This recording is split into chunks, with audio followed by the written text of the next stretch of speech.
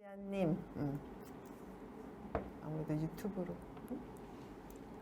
예, 안녕하세요. 안녕하세요. 예, 수원센텀병원 여석권 병원장입니다. 수원센텀병원은 재활병원 중심이고, 그래서 소아재활, 청소년재활, 성인재활을 주로 하고 있습니다. 그래서 이제 소아나 성인, 청소년까지 이제 장애인들이 우리 병원에 많이 오고, 장애인하고 보호자들도 많이 오기 때문에 저 같은 경우에는 장애인들을 많이 접하게 되고 보호자분도 많이 접하게 돼서 뭐 장애인에 대한 뭐 거부감이 많이 없는 편인데요. 대부분의 사람들은 하루 일과 중에서 장애인을 만나지 못하는 때가 더 많죠. 뭐 한 달에 한 번 볼까 아니면 몇 달에 한 번 볼까. 장애인을 잘 못 보다 보니까 장애인에 대해서 이제 갖고 있는 생각들이 어떨까라는 생각을 한번 해봤어요. 이게 보통 이제 장애인에 대해서 이게 생각을 하게 되면은 뭐 우울하다, 불쌍하다, 약간 측은지심이 생긴다, 그런 약간 부정적인 생각이 많이 들 것 같아요. 그렇지만 이런 우리가 갖고 있는 장애인에 대한 편견, 그런 것들을 깨줄 그런 분이 옆에 계시는데요. 접니다. 장애아 가족도 마냥 슬프기만은 않다라는 그런 영상으로 지난달에 한 40만 정도 이제 봤었는데 오늘 보니까 180만이 훌쩍 넘었더라고요. 그래서 그래요? 네, 그래서 그 영상도 있었고 네. 그리고 지난달에는 뭐 4대 일간지 중에 하나인 국민일보에 장애딸 엄마 맨날 울기만 할까요?라는 제목으로 이제 글이 한번 올라왔었는데 그날 그 기사가 그날에 가장 많이 읽힌 기사로 탑에 랭킹이 되어 있었더라고요. 그래서 오늘은 그 영상과 그 기사의 주인공이고 우리가 장애인에 대한 생각과 장애인의 가족들에 대한 생각들의 편견들을 깨워줄 분을 소개하는데요. 오늘 소개하실 분은 그 딸이 사지성 마비, 뇌성 마비를 갖고 있어서 혼자 자유롭게 몸을 갖다 가누기가 좀 힘들고 그렇기 때문에 굉장히 어려운 삶을 살았을 것 같고요. 그렇지만 일상의 삶에서 뭐 SNS를 통해서 인스타그램을 통해서 보면은 이 장애인 엄마일까라고 의심이 될 정도로 굉장히 밝고 그냥 유쾌하게 인스타그램에 일상을 갖다가 올려주는 것을 보고서 참 이게 새로운 시각으로 이렇게 장애인과 장애인 가족을 바라볼 수 있겠구나라는 분을 소개합니다. 김은혜 작가님. 예. 안녕하세요. 예, 안녕하세요. 네, 예. 저는 앞에 소개해 주셨듯이 세 자녀의 엄마이고 그리고 내성마비 큰 딸을 위해서 또 책을 썼어요. 여기 보이시죠? 내성마비 소녀의 엉금엉금 성장기 온유라는 책을 출판했고 또 저는 개인적으로는 색과 꽃으로 나의 이야기를 그림으로 그려내는 작가 김은혜입니다. 네. 네, 요즘은 저도 작가님의 인스타그램을 많이 봤는데요. 네. 세 명의 아이들을 키우고 세 명의 아이들과 세 명의 아이들의 중에 첫째 온유라는 친구는 사지성 마비가 있는 그 뇌성 마비라서 활동이 참 많이 불편하더라고요. 그렇지만 세 명 모두가 뭐 식당에 가고 마트에 가고 여행도 가고 그리고 음악에 맞춰서 막 춤추는 장면들이 굉장히 밝아요. 맞아요. 밝고 우울하지가 않고 밝아서 이게 우리가 생각하는 그런 장애인과 장애인의 가족의 삶일까라고 의심할 정도로 많이 밝은데 처음부터 그렇게 밝은 그러지는 않았을 것 같아요. 제일 처음에 온유가 태어나고 온유가 그러니까 사지성 마비가 있다라는 것을 알게 되고 그걸 받아들이고 마비가 굉장히 받아들이기도 어려웠을 것 같아요. 이게 왜 나의 딸이 왜 이렇게 태어났을까? 많이 후회도 되고 원망도 되고 그랬을 것 같고 우리 가족이 이 장애라고 하면은 나는 어떻게 살아야 될까? 그것도 많이 고민했을 것 같고 그렇지만 그런 장애인에 있는 애들을 갖다가 어떻게 돌봐야 될지도 많이 고민했을 것 같은데 어떻게 장애를 갖다가 인정하게 되고 그리고 내가 어떻게 삶을 살면서 그걸 받아들여서 어떻게 삶을 갖다가 살아갔는데 이렇게 지금은 밝은 모습이 됐는지 참 궁금하더라고요. 예. 네, 일단은 저의 경우에는 제가 이제 평생을 비장애인으로 살아왔어요. 예. 저 또한 지금도 저는 비장애인으로 살고 있고, 그리고 또 저는 장애에 대해서 너무 몰랐어요. 그러니까 그냥 너무 평범하게 자랐거든요. 그리고 방송에서 보이는 장애인들을 만난 게 저도 전부였고, 그러니까 온유를 만나기 전까지는 그렇게 전부였고, 또 장애인은 어떨 것이다. 아까 말씀하셨던 맞아요. 좀 슬퍼야 되고, 맞아요. 장애인의 화면 좀 이렇게 눈물이 나고, 또 이렇게 도움을 계속 청하는 네. 이제 그런 화면들이 많이 있었잖아요. 그러니까 그런 걸 보고 자랐어요, 저도. 그래서 온유를 딱 낳았는데 너무 당황스러운 거예요. 온유가 이제 장애인이 되었고, 내 딸이 장애인인데, 나도 그러면은 이제 내가 아는 그 장애 인식, 이게 맞아요. 잘못된, 그동안은 잘못된 인식에 그 프레임 안에 나를 넣어야 되는구나. 장인의 딸이라고 하면은 엄마로서는 어떻게 살아야 될까? 맞아요. 그런 프레임들. 네, 딱 그 우리가 생각하는 그냥 정해진 그 프레임에 나도 이제 그렇게 살아야 되는구나. 나는 이제 맨날 슬퍼야 되는구나. 나는 이제 뭐 우울하겠구나. 근데 장애인이라는 거는 평생이잖아요. 맞아요. 네. 그러니까 그게 너무 저를 조여오는 거예요. 사실 아이를 낳으면 바로 모성애가 막 생기고 바로 이 아이 때문에 막 내가 막 죽을 각오를 하고 그렇게 안 되는 것 같아요. 저도 결혼을 했고 그냥 건강히 사랑하는 남자를 만났고 아이를 낳았는데 이 아이가 아픈 아이인데 처음에 드는 거는 내가 불쌍해요. 자신이? 네. 내가 애가 불쌍한 것보다 애도 물론 너무 불쌍하죠. 이 어. 아이를 근데 너무 정보가 없으니까 그때는 장애인에 대한 정보가 없고 아픈 사람에 대한 정보가 별로 없거든요. 건강하게 맞아. 그냥 네. 사는 사람들은 솔직히 평생 뭐 대학병원도 갈 일이 없이 살잖아요. 건강하게 살았던 사람들은. 그러니까 그런 정보가 너무 없는 상태에서 이 아이가 얼마나 불쌍한지, 이 아이가 어떤 인생을 계속 살아갈지를 상상할 수가 없고 그냥 예. 건강하게 살아온 내가 이제 앞으로 그렇게 살지 못해. 아니면은 그런 프레임에 들어가야 해. 약간 그게 저를 좀 조여오고 저 자신이 좀 힘들었던 것 같아요. 왜냐면 나는 그냥 평범하게 살았던 사람이기 때문에 예. 그런 것이 저를 그래서 우울증도 오고 저도 공황장애도 오고 그리고 알코올에도 많이 의존하고 지금도 알코올 조금 즐기긴 하지만 의존은 안 하거든요. 근데 그때는 정말 알코올에 너무 많이 의존도 하고 정말 힘든 시기를 정말 겪었어요. 그렇기 때문에 지금 아이가 갓 장애라는 걸 아신 분들이나 아니면은 그거를 아직 받아들이기 힘드신 분들이 댓글을 저한테 이제 DM을 주시거나 할 때 그 마음을 너무너무 뼈저리게 알고 있죠. 네. 온유가 장애라는 것을 알고 네. 한 몇 년 정도 이렇게 받아들이기가 어려웠었나요? 한 7, 8년 7, 정도는 8년? 좀 힘들었던 것 같아요. 그리고 저는 이제 두 아이가 있잖아요. 리안이, 시안이. 그러니까 예. 온유라는 아이의 장애와 육아도 너무 뇌성마비 아이들이 뇌가 굉장히 예민해요. 예. 그래서 키우기가 진짜 힘들거든요.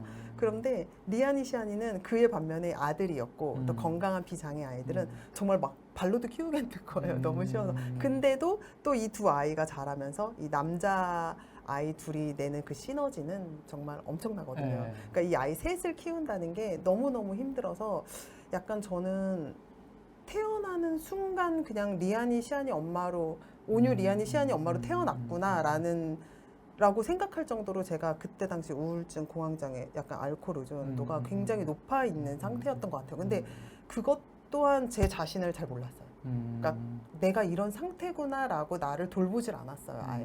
근데 그걸 제가 언제 자각했냐면 리안이가 어느 날 엄마는 엄마 전에 무슨 일을 했어? 이렇게 물어보는데 아니 생각이 안 나는 거예요.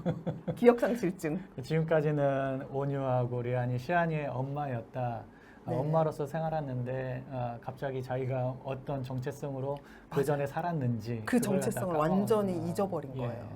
그래서 그날 낮에 그 질문을 받았는데 오후까지 답이 생각이 안 나요. 내가 뭘 하며 살았었지? 나라는 사람이 뭘 했었지? 그게 아예 생각이 안 나더라고요. 그래서 이제 남편이 너 이런 일을 했었잖아. 너 이랬었잖아. 리아나 엄마는 이런 일을 했었다? 라고 얘기해 주니까 그때서야 조금씩 다시 생각이 나는 거예요. 그러면서 아 그때 내가 자각했지. 아 나 좀 심각하구나. 내가 너무 나를 버렸구나. 너무 온유 리안이 시안이 엄마로서의 삶만 살고 있구나.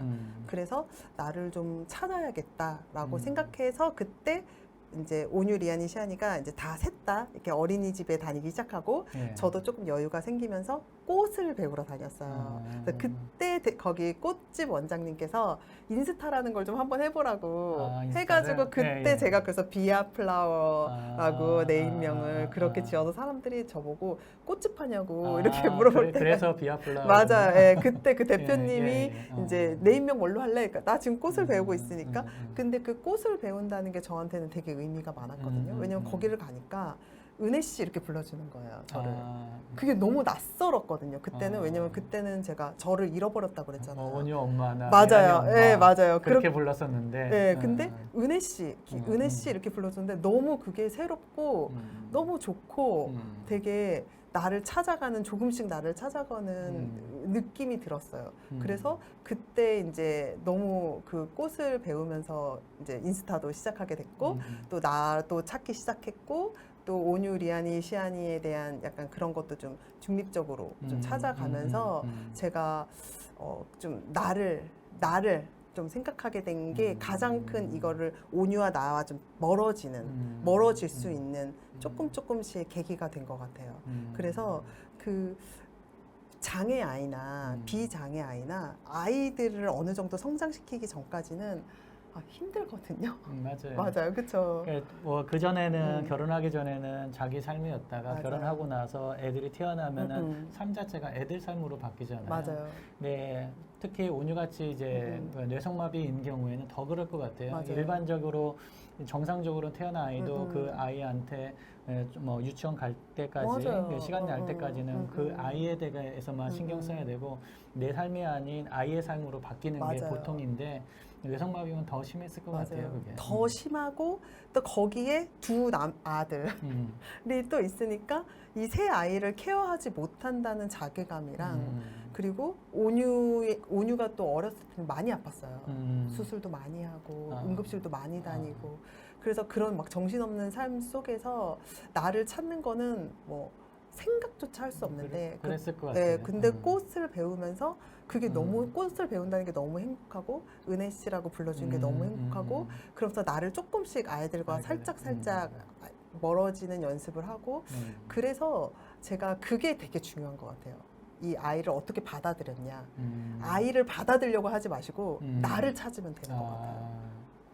맞는 것 네, 같아요. 나를 찾기 시작하면 조금씩 아이가 받아들여져요. 그리고 내 행복을 조금씩 또 이렇게 좀 확보해야 돼요.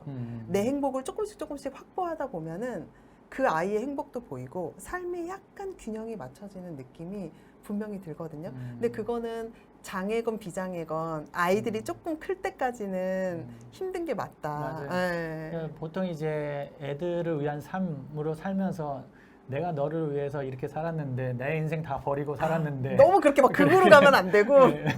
너무 그렇게 극으로 가지는 말고 맞아요. 네, 자기 조금, 인생을 좀 찾아가는 것도 맞아요. 많이 좋은 것 같은데 이 장애인이 있으면은 생각보다 그게 더 어려울 것 같아요. 그렇게 찾아가는 게. 그게 장애인이 있으면 마인드 자체가 그게 어려워요.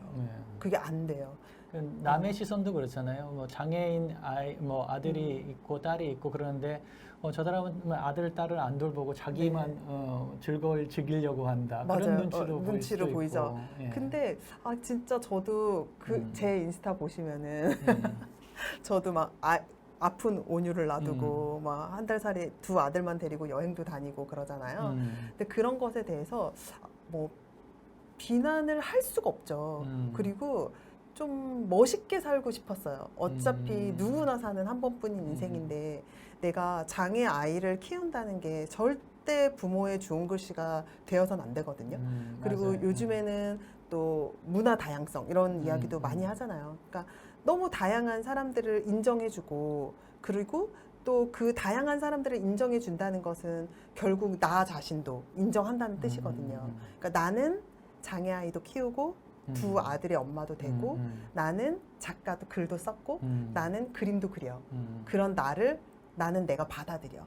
라는 게 굉장히 중요한 포인트인 것 같아요.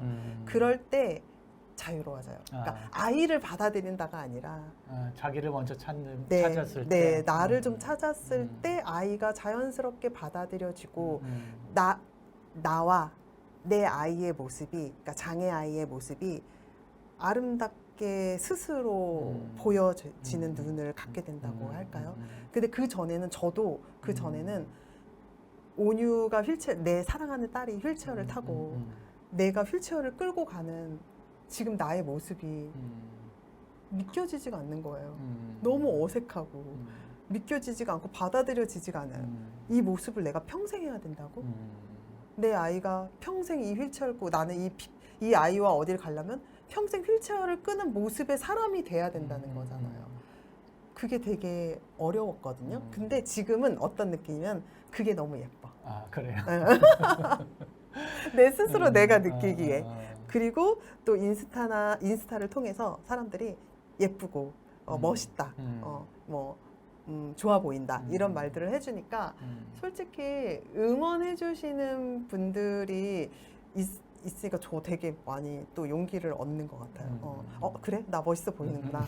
온유랑 나랑 이렇게 휠체어 끌고 가는 모습이 지질이 궁상 아니고 멋있어 보이는구나 이렇게 생각하게 들죠. 아까 이제 온유랑 유치원 다니면서 이제 약간 떨어지고 나서 자기 시간을 갖게 되면서 맞아요. 자기를 찾았다고 하는데 네. 그러면은 온유는 그 장애 전담 교육시설을 언제부터 다녔던 건가요? 온유가 이제 둘째를 낳아야 되니까 네. 그래서 온유한테만 계속 이제 얽매일 수 없으니까 온유가 16개월 때 그때 특수 전문 어린이집 다녔어요.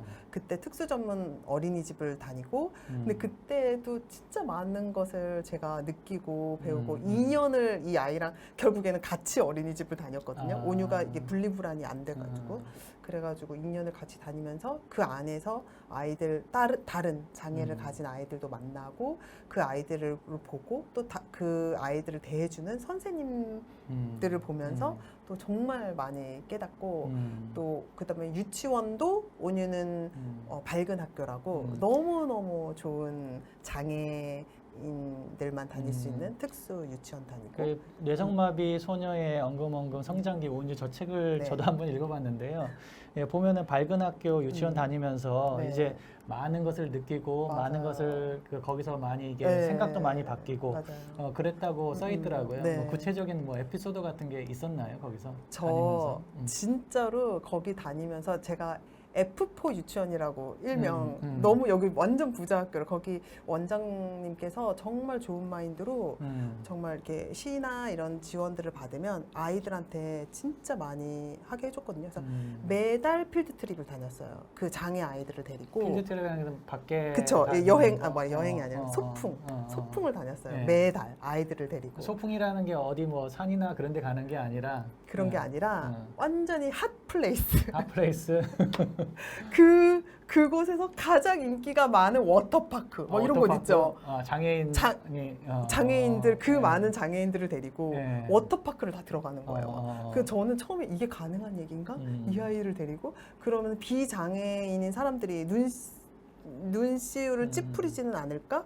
그리고 저는 그 무리에 그 무리에 한 사람으로 들어가는 거잖아요. 그 모습도 좀 약간 어색한 거예요, 사실. 그러니까 내가 속한 게 장애인의 무리에 이렇게 속해서 다닌다는 것도 사실은 되게 어색했고, 그리고 이 많은 장애인들이 그 핫플레이스인 제일 핫한 이 막 워터파크 아니면은 뭐 롯데월드 막 이런 곳 막 이런 곳에 막 다녔어요. 사람도 많고 복잡하고 막 이런 곳으로 한적한 공원 이런 데 아니고요.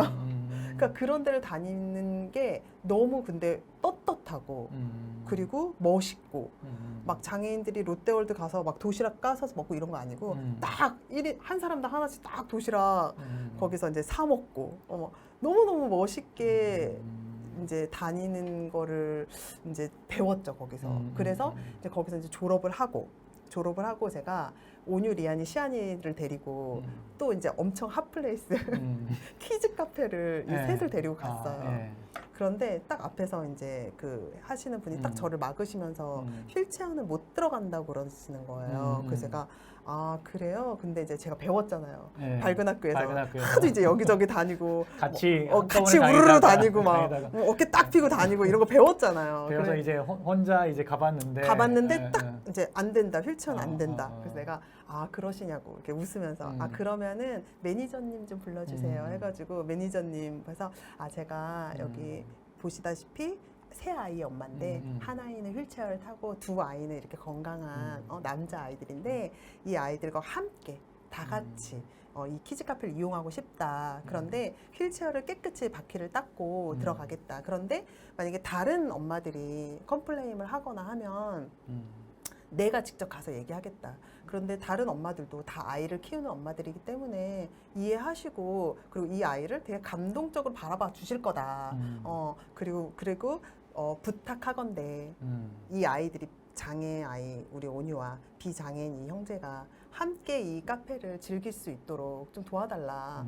되게 좀 구차할 수 있지만 또 이렇게 멋있게 얘기를 했더니 분명히 다 오케이 하세요. 아 그럼요 물론 들어가세요 해가지고 이제 닦고 이제 해가지고 들어가서 즐겁게 즐기고 하는 거를 보면서 제 스스로도 와 나 많이 컸네 약간 이런 걸 느끼고 또 리아니 시안이도 옆에서 그거를 보잖아요. 보면서 우리 엄마가 저렇게 당당하네 온유 누나랑 가니까 저렇게 당당하네 라는 거를 좀 볼 수 있었던 것 같아요. 그래서 그런 장애인을 잘 몰라서 아니면은 그 앞에서 안 된다 하셨던 분들도 아마 나쁜 의미가 아니라 자기는 이제 알바고 이게 어떻게 될지 모르니까 이제 막았던 거고 책임자가 오케이 하니까 당연히 이제 들어가세요 이렇게 해주셨거든요.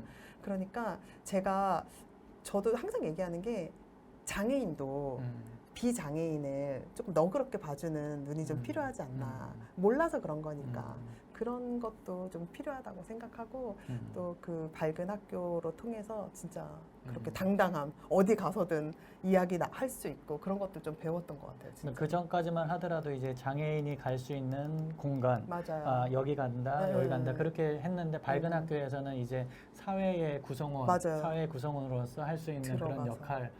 근데 우리나라는 아직까지 외국에서 필리핀이나 스웨덴이나 뭐 그 장애 복지 제도가 잘 되어 있는 곳 같은 경우에는 어느 장소를 가나 장애인하고 비장애인이 함께 놀 수 있는 공간들이 있을 것 같은데 예, 뭐 외국에 한번 가보셔서 그런 건 한번 경험해 보셨을 것 같아요. 한번 뭐 보통 이제 그 전문가라고 하면은 이제 뭐 만약에 뭐 시계 전문가 같은 경우에는 그 드라마 같은 데서 살짝 시계만 나와도 저거 어느 시계네 다 알 수 있잖아요. 그렇죠, 그렇죠. 근데 장애인의 부모의 입장에서 외국에 갔을 때 이런 것들이 좋았다, 이런 것이 좋았다 맞아요. 그런 경험이 많이 있었을 것 같은데 진짜로 그런 얘기 좀 한번 얘기해 맞아요. 주실래요? 진짜 많이 느끼는 바가 있고 저도 이제 아이들 데리고 한 달살이식으로 그 외국 그 도시에서 한 달을 살아요. 그래서 정말 그 도시를 푹 느끼거든요. 그러면은 뭐 놀이터나 이런 데 많이 다녀요. 그러면은 아 이게 정말로 이 외국은 외국인들과 함께 그냥 너무 자연스럽다는 게 느낀 게 한 몇 가지 있는데 제가 이제 호주에 갔었을 때 모튼 섬이라고 모튼 섬? 네, 그 세계 3대 모래섬이래요. 거기에 워낙 액티비티가 엄청 많아요. 액티비티 하는 순간 이건 장애는 어렵다 생각이 들죠. 그런데 거기에 이렇게 모래에서 이렇게 막 놀아주는 이렇게 그러니까 약간 좀 단단한 모래니까 그 모래를 달리는 이렇게 킥보드 같은 약간 그런 게 있는데 거기에 딱 봤는데 거기에 장애인용 킥보드가 있는 거예요. 그걸 보고 제가 이제 소름이 쫙 돋았고 그리고 외국 뭐 캐나다 갔을 때는 캐나다는 정말 놀이터가 많아요. 그냥 깔린 게 놀이터예요. 근데 그 놀이터가 우리나라에는 장애인 놀이터가 따로 있고 비장애인 아이들이 노는 놀이터가 좀 따로 있거든요. 그런데 거기는 그런 게 없어요. 장애인이건 비장애인이건 다 놀 수 있는 놀이터가 있는 거예요. 같이 이용할 수 있는 시설이 있는 거죠. 시설을 그렇게 만들었다는 거죠. 맞아요. 근데 예를 들면은 뭐 우리 이제 보통 아파트에 있는 그네 보면은 좀 그네가 작고 딱 이렇게 일자로 돼서 밑에 딱 작잖아요. 그런 그네는 3살, 4살, 5살 아이들이 타기에 오히려 그런 장애 아이가 아니어도 위험한 경우들이 있거든요. 뒤로 넘어질 맞아요. 저도 몇 번 봤어요. 그래서 막 애가 막 넘어지고. 근데 그건 꼭 장애가 아니어도 비장애 아이 가족들이 어린 아이들이 타기 좀 위험하잖아요. 예. 그런데 그런 아이들이 타기에 안전한 그네는 장애 아이들이 타기도 안전하거든요. 그러니까는 뭐 5점씩 이렇게 딱 벨트가 있는 그네라던가 아니면은 이렇게 바구니식 이렇게 바구니처럼 생긴 그네가 있어요. 그네를 탄다 하더라도 이게 균형을 못 잡는다 하더라도 넘어지지 네, 않게. 맞아요. 탈 수 있는 그런 것들은 비장애 아이들한테도 훨씬 인기가 많아요. 그러니까 그런 것들을 보면서 아, 이게 장애건 비장애건 누구나 놀 수 있는 놀이터가 외국에는 있구나. 그리고 이제 제가 일본을 갔을 때 느낀 건데 이거는 제가 좀 후회하는 부분 중에 하나예요. 일본 여행하면서요? 맞아요. 일본 여행했을 때 제가 이제 온유는 가까운 곳, 뭐 필리핀 뭐 이런 곳은 다 온유를 데리고 다녔어요.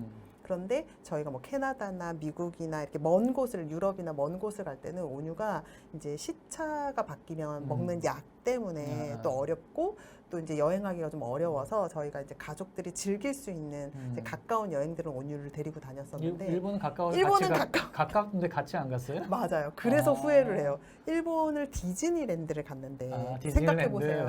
디즈니랜드 어때요? 디즈니랜드 가면은 이제 뭐 입장을 하고 놀이시설을 타야 되니까 이거 저거 막 타려고 하면 너무 장애인 힘들잖아요. 같이 가면 거의 못 탈 거. 장애인 시설도 없을 것 같고. 그쵸. 네. 그래서 저도 온유를 안 데리고 갔거든요.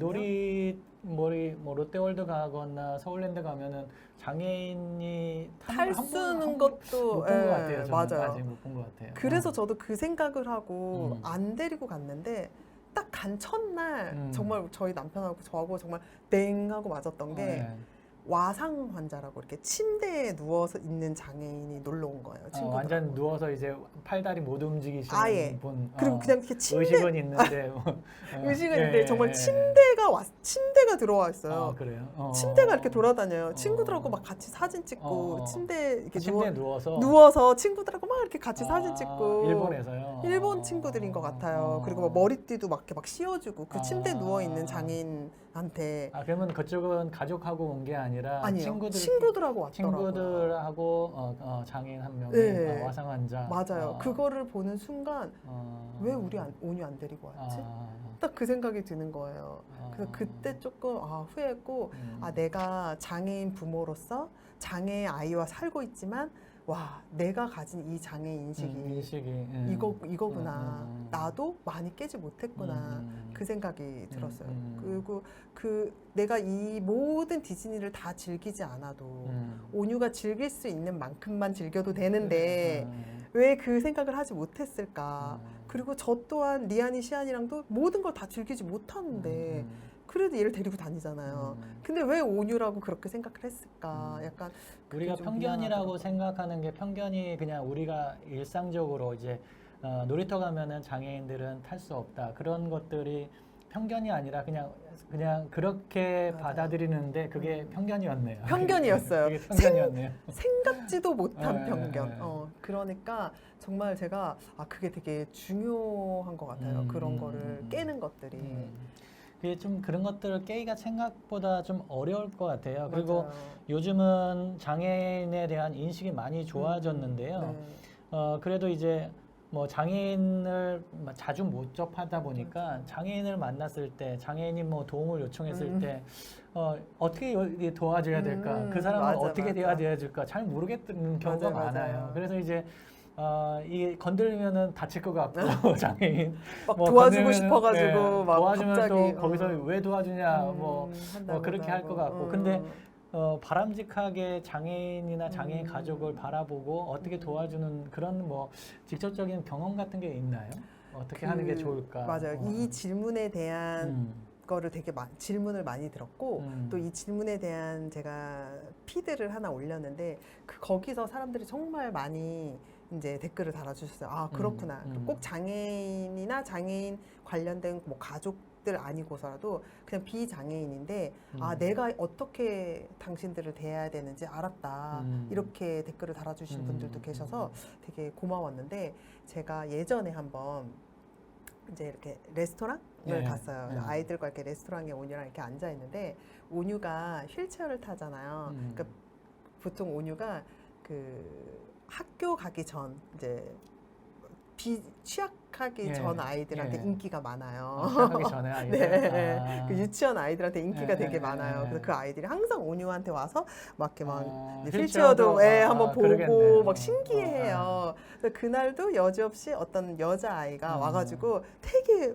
가까이 온유 가까이 붙어가지고 맞아. 오히려 어린아이 같은 경우에는 장애인이라고 생각 안 맞아요. 하고 그냥 그냥 한 사람의 사람으로 생각하고 네, 못 휠체어 보는 타고 건데, 있네. 예, 그래서 맞아요. 신기해서 가갖고 옆에서 이제 맞아요. 만져볼 만져도 수도 보고 있고, 뭐 물어보고 막 그럴 것 같아요. 예, 맞아요. 예. 성격이 이인 예. 아이들은 예. 뭐 언니 안녕, 언니 예. 이거 왜 타, 이거 뭐야 이렇게 어, 물어보기도 어. 하고. 근데 그게 뭐 원래 더 자연스러운 맞아요. 건데 우리가 커가면서 이제 장애에 대한 편견과 인식과 그런 것들 때문에 맞아요. 점점 그런 것에서 자연스럽지 못해지는 거예요. 맞아요. 예, 장애인한테는 이렇게 해야 된다 그런 맞아요. 것들이 있어가지고 그래서 잘 못해지는 것 같아요. 딱 그런 일화였어요. 그러니까는 딱 아이가 되게 가까이에서 온유를 막 구경하고 있었어요. 그 예, 아이가. 그런데 갑자기 저쪽에서 아버님이 예. 정말 우사인 볼트처럼 후다다닥 뛰어오셔가지고 예. 그 아이를 확 낚아쳐서 이제 자기 테이블로 가시는 거예요. 예, 예. 근데 진짜 깜짝 놀랐거든요, 저희가. 그래서 이제 그때 시안이랑 온유랑 저랑 이제 셋이 있었는데 깜짝 놀라가지고 이렇게 놀라서 이렇게 바라봤더니 이제 저희 대각선 정도의 예. 이제 아버님이 예. 막 애한테 막 뭐라고 막 말씀을 하시면서 저랑 이제 눈을 마주치면서 막 미안하다는 식으로 이렇게 눈짓을 보내주시더라고요. 그래서 저도 그냥 그냥 하고 그냥 말았어요. 안 그래도 되지만 이런저런 얘기하고 싶지 않더라고요. 그래서 그냥 하고 말았는데 시안이가 조금 불편함을 느꼈었나 봐요. 뭔가 이게. 그래서 엄마 저 아저씨 왜 그래? 이렇게 물어보는 거예요. 그래서 저 아저씨는 자기 딸이 온유한테 혹시나 뭐 이렇게 잘못하거나 뭔가 이렇게 불편을 줬을까봐 그래서 그런 거야. 그랬을 것 같아요. 네, 그래서 이제 자기 딸이 그 무례하다고 차 갔는데 뭐 무례한 것을 생각해서 한다거나. 그래서 아마 그랬을 급하게 것 같아요. 아이를 예, 이렇게 딱 이렇게 옮긴 것 같아. 했더니 저 애는 안 그랬는데 이렇게 말을 하더라고요. 그래서 맞아. 원래 어른도 실수할 수 있어. 근데 저 아저씨 행동이 그렇게 좋지는 않았다.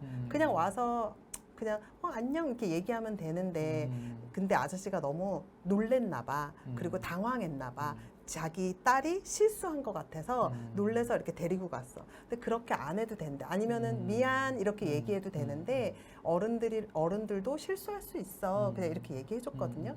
그런데 이제 제가 자꾸 이렇게 애둘러 얘기한 거잖아요, 사실. 근데 이제 시안이가 그게 아니라는 걸 알고 있는 거예요, 얘는. 어떻게? 그러니까 시안이가 엄마, 누나가 그러니까 몸이 장애인이니까 그런 거다. 약간 이런 뉘앙스로 저 애랑 저 아저씨가 장애인 처음 봤나 봐. 이렇게 얘기하는 거예요. 그러니까 이게 포커스는 장애인이기 때문인 거예요. 그거라고 생각을 하는 거야, 시안이가. 그래서 저도 애둘러 뭐 아저씨가 뭐 실수했는데 이게 아니라 맞아. 장애인 처음 봤나 봐.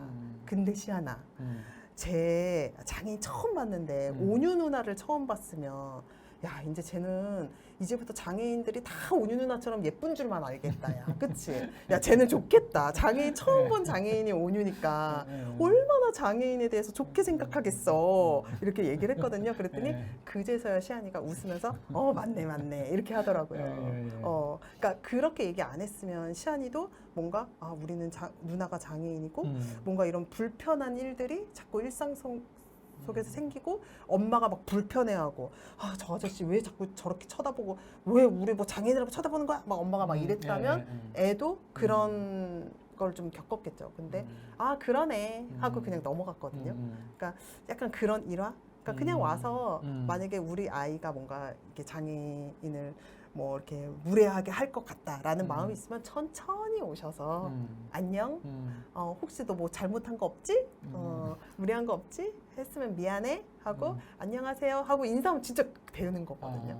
약간 편안하게 대해주시면은 그 아버님이 좀 더 다가가서 이제 온유한테도 인사하고 맞아요. 어디가 불편하냐 뭐 그렇게 대하고 그다음에 딸한테도 이게 소개를 시켜주는 맞아요. 소개를 시켜주는 거. 그렇게 했으면 오히려 더 나았을 것 같은데. 편안했을 텐데 근데 그분은 잘못이 아니라 그분은 저와 똑같은 것들이죠. 네. 장애에 대한 편견과 맞아요. 잘못된 인식에 이렇게 아직 이거를 깨어 나올 기회가 없었던 거잖아요. 보통 사람들은. 장애인을 우리가 만나는 기회가 생각보다 많지 맞아요. 않아요. 절대로 많지 않아요. 한 달에 한 번 보는 것도 많다고 보는 그럼요. 것 같고 뭐 몇 개월에 한 번 볼까 말까 그럼요. 그냥 볼까 스쳐 지나가는 말까죠. 거 그냥 바로 옆에서 본다거나 말을 건다거나 맞아요. 그거는 1년에 한 번 있을까 말까한 그리고 그런 거죠. 그 장애인들이 웃거나 음.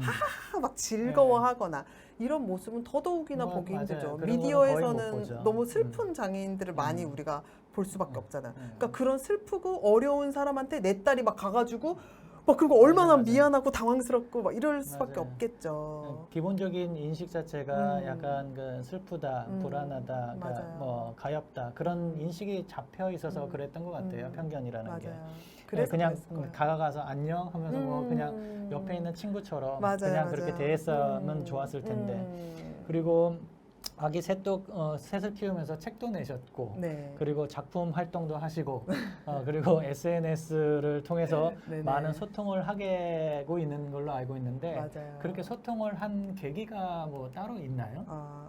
제가 일단 책은 네. 제가 온유가 이제 특수학교를 계속 가고 특수학교만 다닐 거라는 생각을 못했어요. 온유가 일반 학교를 갈 거라고 생각을 했어요. 일반 학교로? 그리고 특수학교, 일반 학교 뭐 이런 정보 자체가 없었어요. 그랬기 때문에 그냥 당연히 온유도 학교 갈 나이가 되면 학교를 가겠지. 근데 학교를 가면 온유가 이제 몸이 이제 불편하고 휠체어를 타니까 많은 아이들이 궁금하겠지. 그래서 온유한테 물어보겠지. 그럼 이걸 하나하나 다 설명하면 힘들겠지? 많은 사람들한테 물어볼 때마다 다 물어볼 얘기하면 때마다 설명하기 힘드니까. 힘들겠지? 그러니까 내가 이제 엽서나 뭐 이런 걸 써서 뭐 각 그 온유 반 친구들한테만이라도 좀 돌려야겠다. 알려줘야겠다. 온유는 이런 아이야. 이렇게 그래서 그 생각을 처음 시작으로 했는데 남편이 그럼 너가 책을 한번 써보는 건 어때? 라고 해줘서 그래서 이제 책을 썼죠. 근데 그 책은 그래서 좀 약간 쉽게 썼어요. 그러니까 온유 초등학교 친구들 그리고 그의 맞아요. 부모님들 그림이나 사진이 많고 맞아요. 그림 좀 많이 좀 금방 글씨, 읽으셨죠. 금방 읽더라고요. 맞아요. 예. 그래서 왜냐면은 엄마들은 바빠요. 밥도 해야 되고 애도 데려야 되고 바쁜데 뭐 남의 집 얘기를 뭐 얼마나 오랫동안 천천히 보겠어요. 그러니까는 빨리빨리 뭐 볼 수 있도록 그래서 이제 온유 같은 반 온유라는 애가 이런 애구나 하고 볼 수 있는 책을 처음에 썼고 그 다음에 이제 제가 이제 온유랑 작품을 제가 그림을 그리게 된 계기도 또 온유 때문이긴 한데 온유가 이제 고등학교를 졸업하고 나면 갈 곳이 없어요. 지금 학교를 너무너무 좋아하거든요, 온유는. 근데 그 학교를 졸업하고 나면 그 이후의 기관에 대한 정보가 저도 지금 많지가 않아요. 솔직히 궁금해요. 고등학교도 특수학교로 다니는 건가요? 네, 맞아요. 온유는 특수학교, 초등학교, 중학교, 고등학교까지 다 되어 있는 특수학교에 다녀요. 대학교는 따로 그런 뭐 장애인 전문 학교 같은 게 따로 있지는 않나 봐요. 네, 그렇진 않아요. 대학교가 따로 있진 않고 이제 장애인 중에서도 되게 뭐 지적 장애인들은 보통 뭐 커피숍에서 일을 한다거나 아니면 공장에서 단순 노동 일들을 한다거나 뭐 이런 걸 할 수 있는 사람은 그런 것들을 배워서 가기도 하는데 온유 같은 경우는 진짜로 아무것도 할 수 없는 사지마비성 내성마비라 도움이 없으면 정말 아무것도 할 수 없거든요. 그래서 온유는 그 외에 이제 뭔가를 하는 것들이 힘든데 온유가 할 수 있는 것이 딱 두 가지였어요. 책을 이렇게 넘기는 행동, 그리고 이렇게 글을 이렇게 펜을 끄적이는 행동. 그래서 그 행동을 할 수 있었기 때문에 제가 온유랑 평생 그럼 그림을 그리면서 살아야겠다 생각을 했고 그 그림을 이제 배웠고 그래서 그 그림을 그리기 시작하면서 이제 작가로 데뷔도 하고 그리고 전시도 하고 전시까지. 그리고 저 요번에 네. 10월에 또 개인전을 이제 그러시구나. 하거든요. 예. 10월에 개인전을 10월에. 합니다. 며칠인가요? 10월 7일 맞나? 아무튼 7일? 제가 정확한 내용은 또 인스타 나중에, 통해서 제가 올릴 테니까 여러분들 많이 와주시면 제 전시에 또 많이 와주세요. 왜냐면 그런 계기로 이제 그림을 그리게 됐군요. 맞아요. 그리고 예. 그 전시 통해서 정말 제가 첫 전시 통해서 정말 많은 감동의 일화들이 있었거든요. 맞아요. 개인 전시하면서 감동적인 순간도 있었을 것 같고 뭐 인스타를 하면은 이제 거기에 댓글 달면서 맞아요. 자기가 이걸로 힘이 난다. 뭐 그런 뭐 멋있는 댓글도 많이 맞아요, 있었을 것 맞아요. 같은데 맞아요. 뭐 그런 것 중에서 기억에 남는 게 있나요? 제가 전시했을 때 처음에 정말 상상도 못했는데 많은 분들이 와주시고 또 그러니까 처음 첫 전시니까 제 지인분들을 보통 제가 이제 불렀을 거 아니에요. 그때는 뭐 인스타나 뭐 지금처럼 막 제가 이렇게 막 이렇게 많이 활동할 때도 아니었으니까. 그런데 이제 모르시는 분이 제 인스타만 보고 오셔가지고 제 그림을 보고 자기가 그 그림을 사고 싶다. 그런데 자기는 뭐 명품을 막 가진 사람도 아니고 나를 위해서 돈을 많이 써보지도 않았다. 그런데 그 작가님이 그린 이 그림이 자기 마음을 너무 울리고 자기가 이 그림을 소장하고 싶다라고 하셔서 그림을 사가셨던 분이 계셔서 너무 그분한테 감사하고 내가 꼭 누구의 엄마 또 온유 때문에 그림을 그린 게 아니라 그냥 나 자신 때문에라도 그림을 그릴 수 있구나. 나를 내 그림으로 통해서 좋아하시는 분이 있구나라는 것도 느끼고 또 그때 제가 이제 첫 전시니까 이렇게 판매 이런 걸 상상도 못했어요. 그리고 그냥 이제 친구들이 막 뭐 선물들을 사오니까 너 그런 거 사오지 말고 차라리 기부금을 모아서 제가 이제 푸르메 재단에 기부를 즉 뭐 초록우산에 또 좋은 일을 하고 계시지만 또 저도 이제 푸르메 재단에 그 좋은 일을 이제 기부를 하려고 했는데 그때 어떤 가정이 오셨어요. 한 이제 엄마, 아빠, 아이 이렇게 세 분이 오셔가지고 아마 지금 이렇게 얘기하면 그분이 보실 수도 있는데 그 아이가 이제 제가 5,000원짜리를 딱 꺼내면서 제가 이거 기부해도 돼요? 이러는 거예요. 그래서 아이가 그래서 물론이지. 이거 푸르메 재단에 이제 이모가 할 거야, 작가가 할 거야. 그래서 막 얘기를 해줬더니 저 거기 알아요. 그래서 너 어떻게 거길 아니? 제 동생도 장애가 있어요. 이 얘기를 하는 거예요. 근데 그 가족이 그 엄마가 둘째 아이가 장애로 나왔고 그래서 둘째를 장애아로 나왔고 자기가 인생을 모두 다 이제 그냥 놓아버리고 살고 있을 때 인스타도 아니고 블로그도 아니고 서점에서 제 책을 딱 만났대요. 그래서 서점에서 이 내성마비 소녀 이 책을 보고 살아봐야겠다. 약간 이렇게 생각이 들었고 그래서 근데 원래 그분의 삶이 대부분의 이제 장애를 가지고 있는 가정들의 삶일 것 같아요. 그분들의 맞아요. 삶이. 똑같아요. 첫 장애를 가지면 첫 마음이 그래요. 그러니까 아이가 뭐 이거보다 제가 아까 처음에 얘기했듯이 나 어떡하지? 이렇게 돼버려요. 그런데 그래서 그분이 제 책을 읽고 살아야겠다 마음을 먹었고 저한테 제 삶을 살게 해주신 분이라는 표현을 하시는 거예요. 진짜 막 둘이 껴안고 엄청 울었어요. 그 마음을 너무 잘 알겠고 또 저한테 그런 표현을 해주셔서 너무 감사하고 그리고 그분들한테 제가 죽을 때까지 그림을 그리겠다 이제 나는 이렇게 얘기를 해서 이제 저는 작가의 삶을 살아야 되는 사람이고 그리고 또 그 남편분도 내 와이프를 살려준 사람 보러 가보자 그분이 전시를 한다는데 가보자 해서 이제 온 가족이 왔던 그리고 또 인스타에 댓글로 여러분들이 이제 자기의 마음들을 많이 이야기를 하시는데 아까 말했듯이 딱 아기를 낳으면 그 장애에 오케이 너무 불쌍하고 이 아이 어떻게 키워야 될지 모르겠어. 그런데 나는 어떡하지? 이런 마음이 든다고 맞아요. 했잖아요. 근데 눈치가 보이잖아요. 이제 자기 주변 사람들도 나의 뭐 아들이 뭐 딸이 장애를 갖고 있는데 내가 놀아도 될까? 술 마셔도 될까? 밖에서 놀아도 될까? 춤추러 가도 될까? 맞아요. 나 춤춰도 될까? 나 술 마셔도 될까? 뭐 이렇게 생각하는 거예요. 그런데 그분도 이제 그런 댓글 이제 DM 주신 분이 있었어요. 자기가 아이를 낳았는데 이제 장애 아이를 낳았다. 그래서 딱 드는 생각이, 그러니까 물론 여러 생각 중에 드는 생각이 내 장롱 속에 있는 저 명품백들 이제 나는 다시는 못 들겠구나 그 생각을 하셨다는 거예요. 근데 어느 날 인스타를 통해서 김은혜라는 저라는 사람을 만난 거예요. 이 여자 뭐야? 장애 엄마인데 엄청 화려해. 막 명품백도 막 드는 것 같고 너무 막 튀고 막 즐겁게 살아. 그러면서 너무 고맙다고. 나도 이제 명품백 안 버려도 되는구나 이렇게 생각했다면서 너무 감사하다는 DM을 보내주셨어요. 또 제가 이제 댓글을 DM을 보내드렸죠. 아 마음껏 드시라, 마음껏 드시고 마음껏 꾸미시고 마음껏 예쁘게 살으시라고.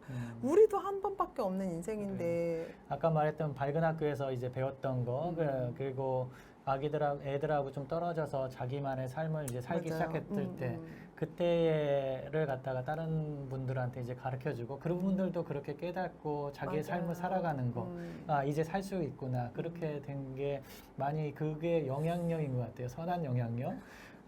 김은혜 작가님한테 뭐 영향력이라는 것은 그게 가장 큰 것 같아요. 이제 자기의 삶이 없는 삶에서 가족의 삶, 장애인 딸과 아들의 삶에서 자신의 삶으로 이제 나가서 그게 자기의 인생을 갖다 살아가는 거.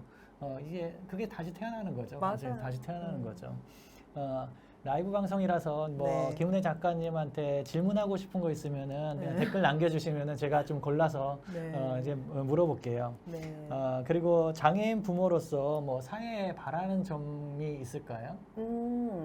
저는 이제 이렇게 계속 똑같은 약간 맥락이기는 한데 저는 이렇게 장애 가족 그리고 장애인이라고 했을 때 제가 비장애인이잖아요. 그래서 그런지 장애인 그 아이한테도 물론 그 아이도 그 아이의 나름대로의 삶에서 이겨내야 될 부분들이 분명히 있어요. 그런데 저는 이상하게 그 부모님들이 자꾸 마음이 신경이 쓰여요. 아, 부모님들. 네, 나 같아서 그런가 봐요. 나 같아서.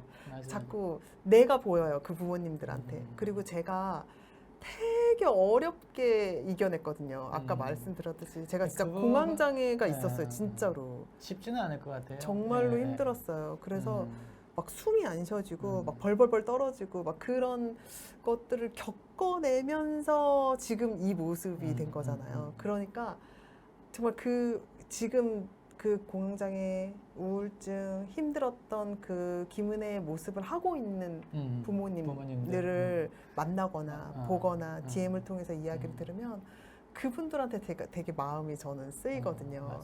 그러니까 그분들이 일단은 좀 잘 이겨냈으면 라는 마음이 굉장히 쓰이고 그리고 그 장애 아이는 그래서 제가 온유가 행복해하는 모습을 보여드리는 게 이 아이를 너무 걱정하지 말라. 이 아이는 이 아이가 가진 세상에서 이 아이가 누릴 수 있는 것들을 누리면서 살아가는 거거든요. 근데 저희도 우리도 비장애인으로 태어났죠. 모든 거 다 못 누리시잖아요, 원장님. 원장님도 못 누리는 거 너무 많잖아요. 그렇죠? 저도 누리고 살지만 못 누리는 거 너무 많거든요. 근데 그것 때문에 막 억울해가지고 막 너무 내 자신을 슬프게 생각할 필요가 없잖아요. 그거는 장애인 가족을 위한 메시지만은 아닌 것 같아요. 근데 분명해요. 장애인이든 맞아요. 비장애인이든 뭐 가족을 위한 삶도 있지만 맞아요. 자기에 위한 삶, 네. 자기가 어릴 때 뭘 하고 싶었는지 지금 뭘 하고 싶은지 맞아요. 그걸 갖다가 찾아가는 삶, 네, 맞아요. 그걸 갖다가 전달해주는 메시지인 것 같아요. 맞아요. 그리고 그 사회에 바라는 점 그거 말고 뭐 따로 뭐 우리나라는 외국에 비해서 이런 것들이 좀 안 좋은데 이거 좀 좋았으면 좋겠다 그런 것도 좀 있나요? 사실 근데 저도 온유가 지금 17살, 거의 17년, 만 17년을 아이가 살았거든요.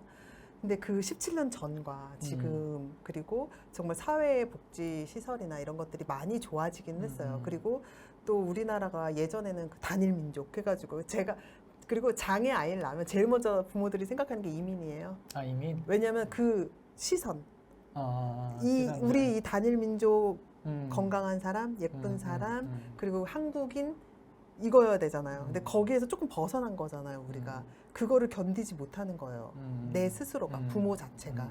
그래서 우리는 차라리 다른 데로 이민 가버릴까? 막 이런 생각 하거든요. 물론 저도 제일 먼저 그 생각부터 했어요. 안 되겠다. 그냥 우리를 모르는 곳으로 도망가 버려. 이런 생각 막 들어요.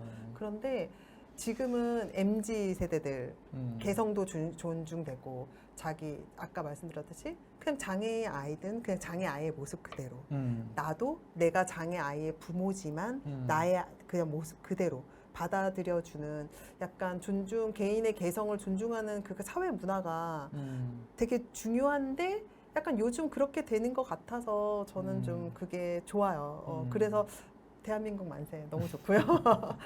분명히 나아갈 수 있다고 생각하고 일단 장애 부모들과 장애인도 비장애 사람들이 실수하는 것들에 대해서 조금 너그럽게 봐주고 또 비장애인들도 장애인에 대해서 너무 뭔가 잘못된 인식을 갖지 않고 조금 그 사람의 개성으로 봐주고 저 아이는 휠체어를 타는 개성이 있네 그냥 이렇게 봐주고 그렇지만 왜 우리 비장애인들도 여러 형태의 모습으로 사는 사람들이 존재하잖아요. 맞아요. 그리고 비장애인들도 도움이 필요한 사람들이 있잖아요. 맞아요. 예. 그러니까 장애인들도 똑같거든요. 장애인이라고 다 도움이 필요한 사람들만 존재하는 것도 아니고 그렇다고 다 도움 필요 없는 사람들만 존재하는 것도 아니고 여러 형태의 장애인들이 존재하는 것처럼 그냥 모두의 개성이라고 봐주고 좀 그런 넓은 마음으로 상대방을 바라볼 때 그때 나 자신도 나의 개성으로 나를 좀 받아들여 수 있는 사람이 되지 않을까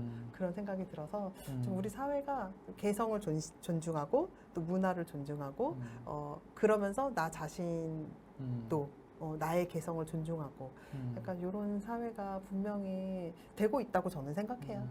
네. 예전에 비해서 장애인에 대한 그 인식이 많이 바뀌기는 있어요. 맞아요. 그리고 예전에 비해서도 바뀌고 있는데 장애인들을 직접적으로 접하는 계기가 많지 않다 보니까 그냥 일반인들이 갖고 있는 편견 그것을 깨기가 좀 어려운 것 같아요. 저 같은 경우에는 신경외과 의사로서 이제 정상적인 삶을 살다가 뇌졸중이나 뇌출혈로 이제 장애가 되신 분, 맞아요.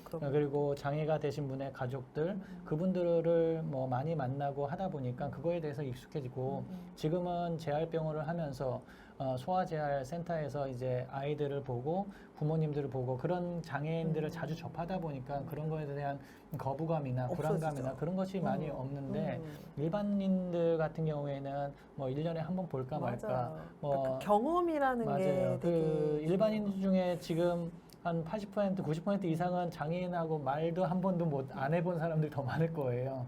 네, 그래서 이제 장애인분하고 장애인 가족분들도 한테 제가 부탁하고 싶은 거는 그러니까 밖으로 나와서 이제 일반적인 그 사회 구성원으로서 삶을 뭐 복지가 잘 돼 있는 국가들 보면은 이제 보통 이제 사회 구성원으로서 장애인을 갖다가 취급하기 위한 그렇게 구성으로 제도가 그렇게 만들어지고 아까 말했던 호주에서 말한 것처럼 이제 놀이시설이나 그런 것들도 이제 장애인하고 비장애인하고 같이 놀 수 있는 공간, 같이 이용할 수 있는 그런 문화로 많이 만들고 있단 말이에요.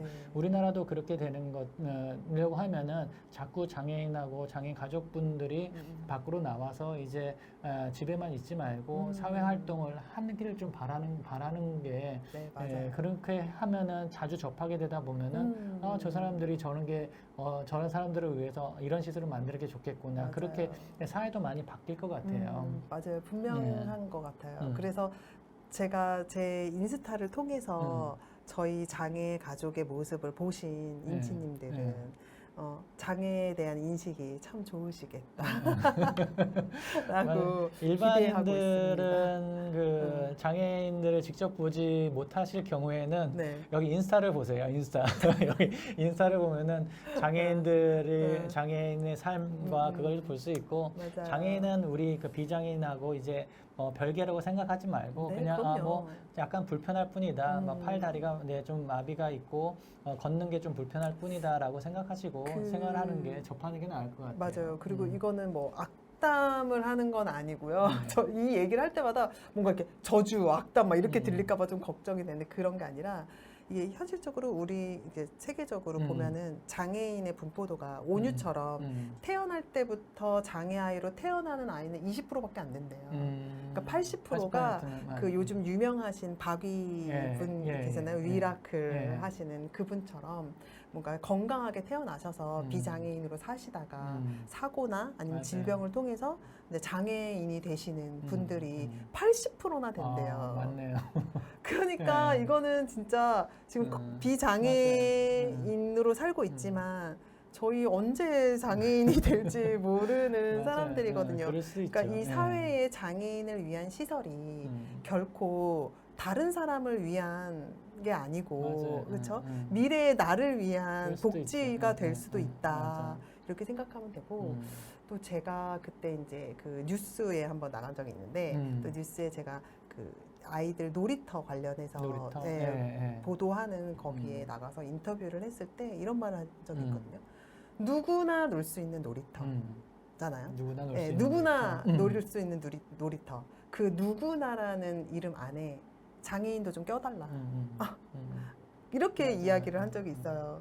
그러니까는 그냥 우리 모두가 우리 모두라고 할 때 그 안에 장애인도 좀 껴줘요.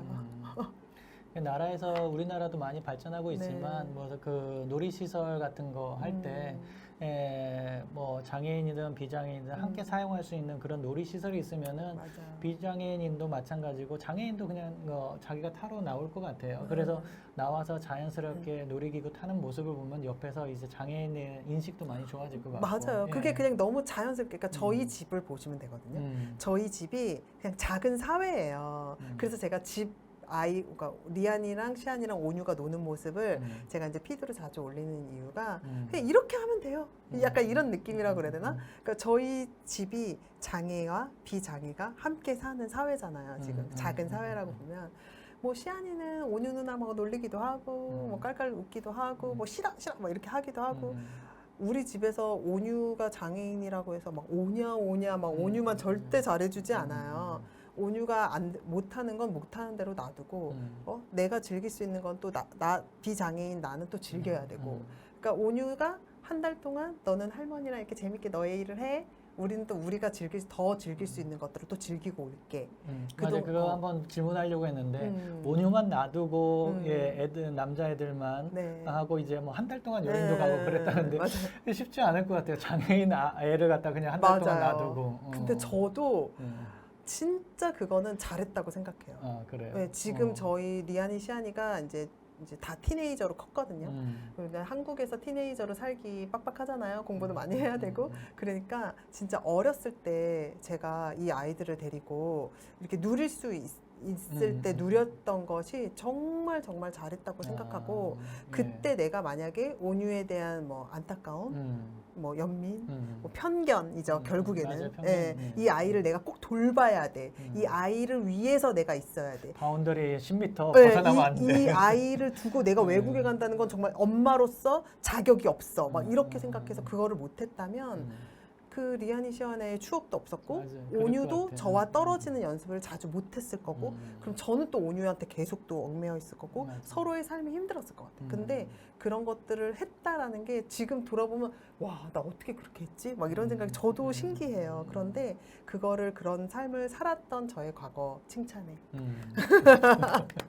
쉽지 않은 그런 네, 여행이었고 뭐 리안이하고 시안이한테도 굉장히 좋은 시간이었던 것 같아요. 맞아요. 그 저한테도 되게 좋고 또 세계에 나가서 또 많은 걸 또 볼 수 있었고 꿈꿀 수 있었고 또 비전을 품을 수 있었던 경험들이었어요. 진짜 그래서 계속 그런 것들을 보여주고 그냥 자연스럽게 보여주는 거 이렇게 사는 사람도 있다. 그때는 꼭 저의 삶이 다분은 온유는 누가 아니에요. 돌본 건가요? 그때는 저희 엄마 아빠가 부모님이? 같이 와 주셨고 근데 온유는 그걸 또 되게 즐겼어요. 엄청 좋아해요. 그러니까 엄마, 아빠, 엄마, 할머니, 할아버지, 그리고 아빠, 그리고 이제 그 돌봐주시는 선생님이 다 온유만 보는 거잖아요. 그때는. 그래서 제가 한 달 있다 오잖아요. 온유가 이렇게 살이 쪄 있어요. 많이 먹고 많이 놀고. 네, 즐겁고 그래서 온유가 이렇게 살이 쪄 있어요. 저 와서 일주일 있으면 다시 살이 ጮ고. 그랬군요. 온유도 즐거운 삶을 살았죠. 그래 장애에 대한 편견이 아직은 좀 많이 있고 그게 편견이 아니라고 생각하지만 우리가 일상적으로 그렇게 받아들이는 것이 어찌 보면은 편견일 수가 있어요. 뭐 장애인은 항상 도움이 필요하다. 뭐 장애인은 취업할 수가 없다. 장애인은 불편하다. 뭐 교육을 받을 수 없다. 사회 활동을 할 수 없다. 뭐 경제적으로 어려움을 겪고 있다. 그리고 장애인 가족 같은 경우에는 비장애인 가족과 다르다. 뭐 장애인 가족은 장애인한테만 집중하고 모든 것을 다 버려야 된다. 그런 편견들이 많이 있는데 그런 편견들을 많이 깨고 그리고 인스타 보면은 막 자연스럽게 깨지는 것 같아요. 다행이네요, 진짜. 깨지는 것 같아요.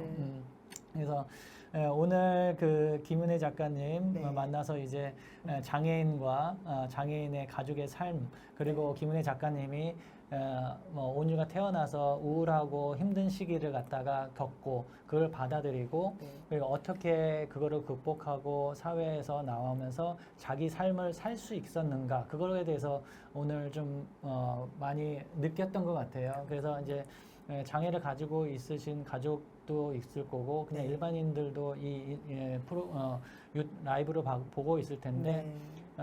자기의 뭐 여기서 제일 중요한 것은 자기의 삶인 것 같아요. 자기의 삶. 맞아요. 자기가 멋있게 살 수 있는 사람이라고 하면은 그렇게 살 수 있는데 살지 못하고 누군가를 위해서 희생하는 것보다는 자기의 개성과 자기의 삶을 살아갈 수 있는 그런 사람이 되고 그런 용기가 우리들한테 필요한 것 같습니다. 예. 그렇게 할 수 있는 잘 못하겠다고 하면은 인스타그램 한번 보세요. 인스타그램 보면은 어떻게 살아가는지 네. 이 자신을 위해서 어떻게 살아가는지 그거를 잘 알 수 있을 것 같아요. 예. 오늘 너무 좋은 시간 내주셔서 네. 너무 감사합니다. 아, 오늘 진짜 이야기 예. 나누느라고 예. 이렇게 댓글 달아주시고 예. 하셨던 분들 예, 제 인스타그램도 라방에도 하시고, 인스타그램은 저장해 놓을 테니까 보시면은 되고 또 이제 다 보시고 댓글 달아주시고 하시면은 또 원장님께서 또 책을 또 선물로 댓글 중에 보내주신다고. 달아주신 분을 네. 추첨을 해가지고 네. 저기 뇌성마비 소녀의 엉금엉금 온유 그거를 갖다가 선물로 보내드리겠습니다. 감사합니다. 예, 감사합니다. 네, 시간이 다 되었죠? 시간이 다 됐네요. 금방 가네요, 네, 생각보다. 그렇죠. 예, 예. 너무 다행이에요. 예, 예. 그러면은 이제 인사. 예. 예, 지금까지 라이브 방송 1시간 동안 저희랑 함께 해주셔서 감사하고요. 제가 라이브 방송 뭐 진행하는 것이 처음이라서 뭐 실수도 많이 하고 말도 꼬이고 그랬는데 어떻게 1시간 잘 지나갔네요. 예, 지금까지 시청해 주셔서 시청 많네요. 감사합니다. 감사합니다. 예, 너무 감사합니다. 오늘 즐거웠어요. 예, 예, 예. 감사합니다. 예.